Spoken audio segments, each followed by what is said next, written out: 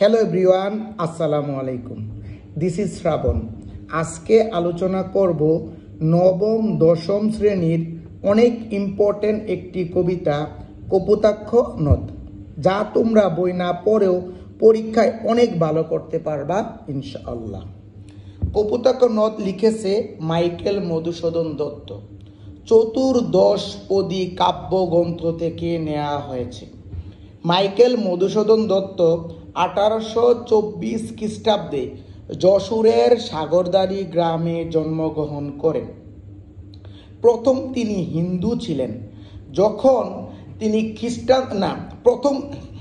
প্রথম তিনি হিন্দু ছিলেন।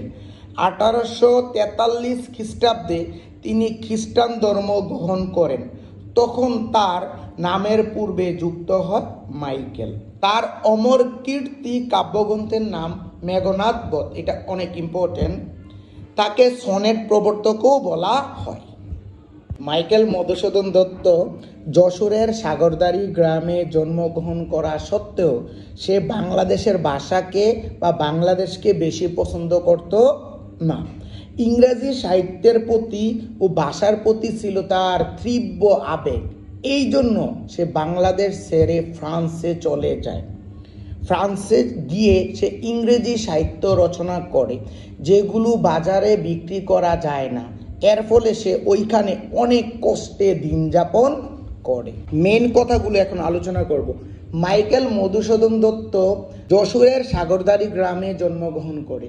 তার বাড়ির সামনে দিয়ে যে নদীটা চলে গেছে ওই নদীর নাম হলো কপোতাক্ষ নদ। এই কপোতাক্ষ নদ ছিল কবি মাইকেল মধুসূদন দত্তের শৈশবের নদী। ওই নদীতে গোসল করেছে, সাঁতার কেটেছে, মাছ ধরেছে, বন্ধু বান্ধবের সাথে বৈশা বৈশা আড্ডা দিয়েছে, ওই নদীর পানি পান করেছে। ওই নদীর পানি পান করে কবির অনেক তৃষ্ণা মিটিয়েছে। যখন সে ফ্রান্সে চলে গেল, ফ্রান্সে চলে যাওয়ার পর ওইখানে থাকা অবস্থায় সে একেবারে একা হয়ে যায়। দিনে রাত্রে শয়নে স্বপনে সব সময় সে তার এই নদীর কথা মনে পড়ে, তার এই দেশের কথা মনে পড়ে। তারপর এই নদীর যে কলো কলো ধ্বনি, এই ধ্বনিগুলো তার কাছে কানে বাজে। সে বলে, আমি না বুঝে ভুল করে প্রবাসে চলে আসছি। প্রবাসে আসার পর আমার ভুলটা ভেঙে গিয়েছে।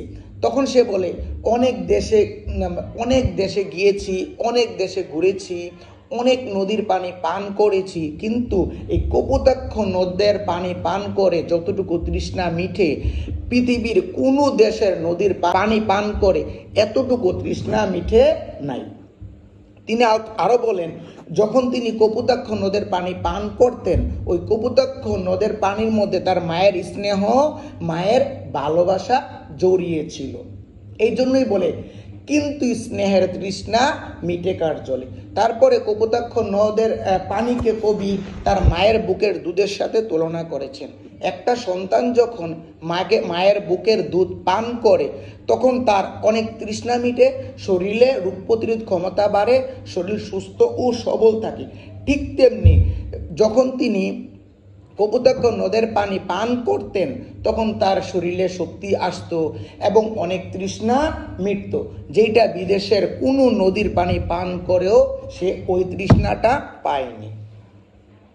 তারপরে তিনি আবার বলেন, আর কি হবে দেখা, মানে আর কোনো দিন দেখা হবে কিনা আমি জানি না, কিন্তু আমি যে তোমাকে বারবার মনে করতেছি এইটা তুমি সকলকে জানিয়ে দিও এবং তুমি সেটা মনে রাখো। তোমাকে যত বেশি স্মরণ করতেছি, অর্থাৎ একজন বন্ধু আর একজন বন্ধুকে যতটুকু স্মরণ করে তার চেয়েও বেশি ভাবে আমি তোমাকে স্মরণ করতেছি। তুমি আমার কথা ভুলে যেও না, আমার কথা সকলকে জানিয়ে দিও। মূলত বইয়ের মধ্যে এতটুকুই কাহিনী দেয়া আছে। কপোতাক্ষ নদ কবিতাটা এটা মূলত সনেট কবিতা। সনেট কাহাকে বলে? যে কবিতা 14 লাইনে লেখা, প্রত্যেকটা লাইনে 14টা করে অক্ষর থাকা, প্রত্যেকটা কবিতা 2টা অংশে বিভক্ত, প্রথম হলো 8 লাইন, এই প্রথম যে 8 লাইন, এই 8 লাইনকে বলা হয় অষ্টক, আর শেষের যে 6 লাইন, ওই 6 লাইনকে বলা হয় ষষ্ঠক। তার মানে কি, সনেট কি, যে কবিতা 14 লাইনে লেখা, প্রত্যেকটা লাইনে 14টা করে অক্ষর থাকা, প্রথম হলো 8 লাইন, এটাকে বলা হয় অষ্টক, শেষে হলো 6 লাইন, ওইটাকে বলা হয় ষষ্ঠক। অষ্টক হলো ভাবের আরম্ভ, আর ষষ্ঠক হলো ভাবের পরিণতি। সহজভাবে আমি বলে দেই, মনে করো তুমি কোনো একটা মেয়েকে পছন্দ করো, এই যে পছন্দ করলা, অনেকদিন পেছনে পেছনে ঘুরলা, এইটা হলো ভাবের আরম্ভ, মানে অষ্টক। আর ষষ্ঠক হলো ভাবের পরিণতি। মনে করো মেয়েটাকে তুমি বিয়ে করলা, সংসার করলা, সেটা হলো ভাবের পরিণতি।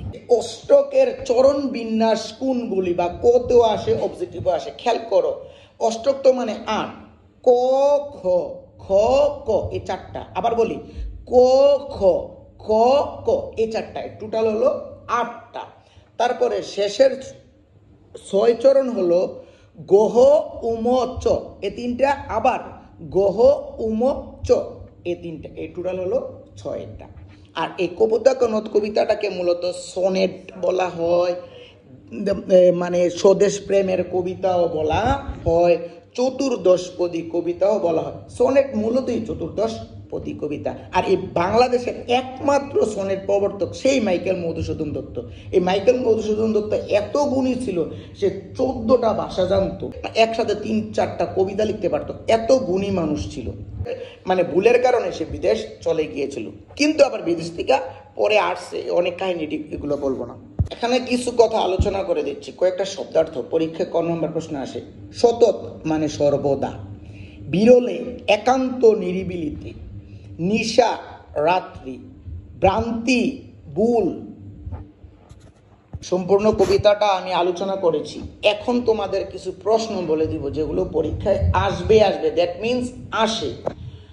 বহু দেশ দেখিয়াছি বহু দলে, কিন্তু স্নেহের তৃষ্ণা মিঠে কার জলে। অর্থাৎ কবি মাইকেল মধুসূদন দত্ত বিভিন্ন দেশে ঘুরছে, বিভিন্ন দেশের নদীর পানি পান করছে, কিন্তু তার নিজের দেশের নদীর পানি পান কইরা যতটুকু তৃষ্ণা মিটছে, পৃথিবীর কোনো দেশের নদীর পানি পান করে এতটুকু তৃষ্ণা মিটে নেয়। কারণ কি, যখন সে কপোতাক্ষ নদের পানি পান করত, তখন ওইখানে তার মায়ের স্নেহ, মায়ের ভালোবাসা জড়িয়েছিল। শর্টকাটে আসে, কিন্তু স্নেহের তৃষ্ণা মিঠে কার জলে, ওইটাই বলে দিবা। তারপরে পরীক্ষা আসে, দুগ্ধ সুতরূপী তুমি জন্মভূমি স্তনে। অর্থাৎ ওই যে মাইকেল মধুসূদন দত্ত ফ্রান্সে চলে গিয়েছিল, এই কাহিনীগুলো বলবা। বলার পরে একটা সন্তান যেমন মায়ের বুকের দুধ পান করলে তার তৃষ্ণা মিঠায়, শরীর রোগ প্রতিরোধ ক্ষমতা বাড়ে, শরীর সুস্থ ও সবল থাকে, ঠিক তেমনি সে কপোতাক্ষ নদের পানি পান করলে ওই রকম তৃষ্ণা মৃত্যু। আর কি হে হবে দেখা, অর্থাৎ সে কবি মাইকেল মধুসূদন দত্ত কপোতাক্ষ নদকে বলতেছে, তুমি আমার মিনতি রাখো, আর কি কোনোদিন দেখা হবে কিনা সেটা আমি জানি না, আমি যে তোমাকে মনে করতেছি এটা সকলকে তুমি জানিয়ে দিও। আর একটা ইম্পর্টেন্ট প্রশ্ন, বঙ্গজনের কানে শখে সখা রীতে।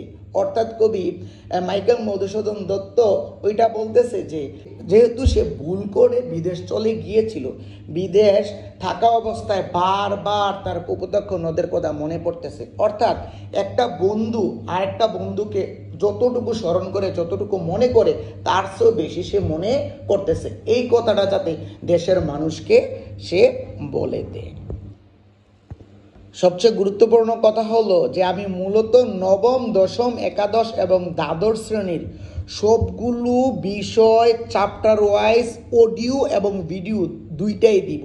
যারা নতুন তারা আমার চ্যানেলটা সাবস্ক্রাইব করবা, ফলো দিয়ে পাশে থাকবা, কমেন্ট করবা। আর যারা অলরেডি এই কাজটা করে ফেলেছ, তোমাদেরকে অনেক অনেক ধন্যবাদ। আমি আশা করি তোমরা এই অডিওগুলো বারবার শুনলে পরীক্ষা অনেক ভালো করতে পারবা। আর মূলত আমি সবগুলো অডিও ছোট করে দিব, কারণটা কি, সেটা হলো তোমাদের পরীক্ষার সময় প্রচুর সময় পাও না, পুরাটা বই পড়া তোমাদের পসিবল হয় না। জাস্ট অডিওটা যদি শুনে যাও তাহলে তোমরা সহজে পুরাটা গল্প তোমাদের আয়ত্তে চলে আসবে, পরীক্ষায় লিখতে তোমাদের অনেক ভালো হবে।